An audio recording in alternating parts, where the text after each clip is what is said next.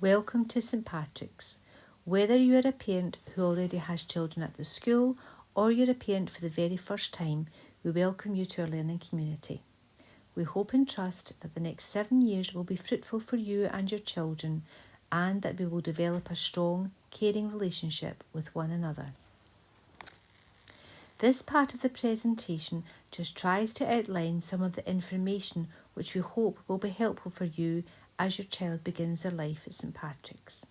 We will look at the curriculum and what will be offered to your child, a look at how you as parents can become more closely involved in the life of the school, and some practical matters which I'm sure will be of importance to you. As I'm sure you're aware, here in Scotland we follow the Curriculum for Excellence, and the curriculum includes everything that your child will do whilst in school. All the experiences which the teachers plan for them wherever they are being educated, whether that be indoors or outdoors. At St Patrick's, we are a community of faith as well as a community of learning, and therefore the learning experiences we strive to provide are underpinned by gospel values, Catholic social teaching, and nurturing relationships. We are rightly focused on achieving high levels of literacy and numeracy for the children, and we also focus on teaching the children the skills they need for learning, for life, and for the future world of work. We work hard to ensure our environment is inclusive and equitable, and continually strive to close the attainment gap. Active learning is learning which engages and challenges children using real life and imaginary situations. All active learning opportunities can be supported if necessary through sensitive intervention by an adult to support or extend the learning which is taking place. All areas of the curriculum can be enriched and developed through the active approach. Play allows the children to explore, to negotiate, to cooperate, to compromise, to take risks, and to create meaning of the world and the people within it. It supports them to think creatively, to solve problems, and to build relationships. The physical environment of school is not the traditional classroom with everybody sitting at a desk and chair at the same time. There are designated areas, and there will still be, importantly, a place for formal learning where the children do sit down to do a specific task. But there is also a free-flow environment in order that the children can have play opportunities. But as I said earlier, these play opportunities are still very much focused on the outcomes of the early level of the Curriculum for Excellence. They are planned and structured experiences. In St Patrick's, we focus on the growth mindset. We aim to provide an environment which is warm, secure and trusting in order that strong relationships can be built. Growth mindset is a straightforward idea presented by Carol Dweck, who is a psychologist from Stanford University. The basis of this is that people who have a fixed mindset think that their basic qualities such as intelligence and talent cannot be changed. They also believe that talent creates success without effort. On the other hand, people with a growth mindset believe that their basic abilities can be improved through commitment and hard work, and that talent is just the beginning of success. This helps to provide a thirst for learning alongside resilience, which is a prerequisite for all worthwhile accomplishments. Developing a growth mindset motivates the children and enhances their relationship with learning. Most importantly, it allows the children to develop a positive attitude towards themselves, especially in relation to accepting and learning from failure. The intellectual environment allows for those aforementioned opportunities for free play and exploration, both indoors and outdoors. Time for intentional conversation when adults ask focused questions to extend the children's learning is supported. We give the children quality time in order that they can engage meaningfully and achieve the outcomes intended so that they can build on prior learning and develop their knowledge and skills. Although we are still following the curriculum, we are approaching it in a slightly different way. It is child-led in many circumstances, as many children will engage readily with formal learning and will be encouraged to do so. They will still engage with this approach to develop their social and emotional skills. Health and well-being is a major part of the curriculum that we offer in St Patrick's to ensure that children are developing in all aspects of learning. We encourage healthy eating and snacks, so if you're sending your child with a packed lunch, we would ask that you try not to give them fizzy drinks, and cans or glass bottles are not allowed from a health and safety point of view. We would encourage that playtime snacks are, as far as possible, a healthy snack, and these do not contain anything that have nuts in them, as we have a child in school who has a severe nut allergy.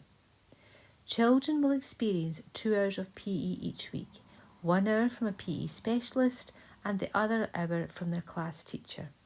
Again, for ease, if the children come to school dressed for PE on their designated days, which will be shared with you, they can wear black jogging trousers or leggings, black shorts, white t-shirt with a green school cardigan, sweatshirt or hoodie.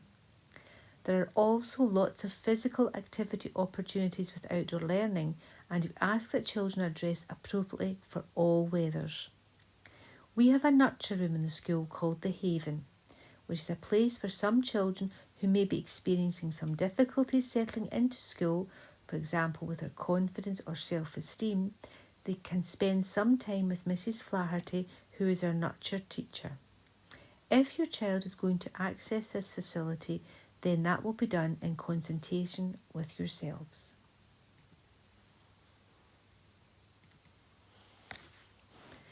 Again, in Scotland, for health and well-being, we follow the GIRFIC approach, getting it right for every child.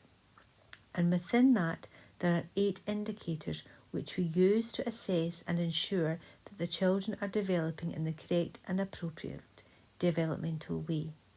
The Shinari indicators, as you can see here, are the elements that we focus on in this programme. This slide is the My World Triangle, again based on the GIRFIC model. The whole child requires to have all these elements in place to ensure that they are successful learners and confident individuals. In this slide, we see the well-being wheel, which details further the content of each of the Shinari indicators. As parents in learning, there is a great deal of research to support the fact that children do so much better when school and home work well together. When there is a real partnership which has a strong focus on improving outcomes for young people. Education is not just something that teachers do, it is a shared endeavour. You know your child best. You are their first and most important educator, and we are here to work alongside you to communicate a strong message to children that education is important, working hard is important, home learning and support is important. This is where any gaps start to narrow. Attendance and punctuality also contribute to better learning. There will be home learning tasks which are through teams. We report about your child's progress through various methods, not just formal reports or parent evenings. There will be opportunities for you to come into school where you can share the learning and take part in activities with your child. You can also become involved in the PTA or Parent Council, known jointly in St Patrick's as our Parent Teacher Partnership, PTP.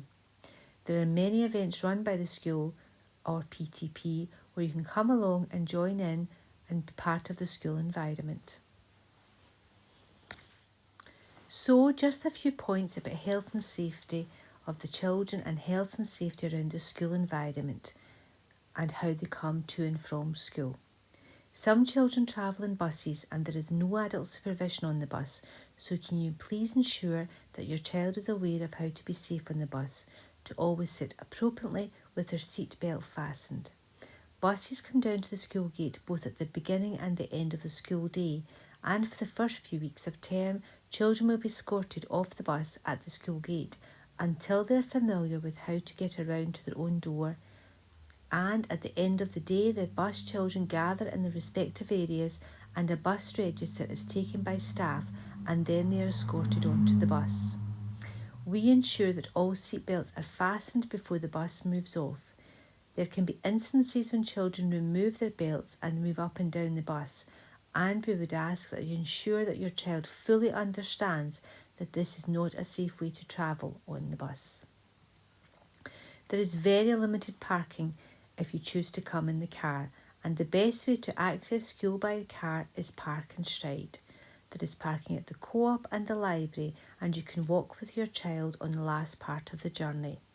Please do not park in the turning circle in front of the school gates at the beginning and the end of the school day. This is reserved for our buses and our taxis to access the school. The gates around the school throughout the school day are locked apart from the main double one, so you will use that if you must access school during the school day. It is closed over but not physically locked. If you need to change pick-up arrangements from what has already been shared, then you must communicate this with the class teacher.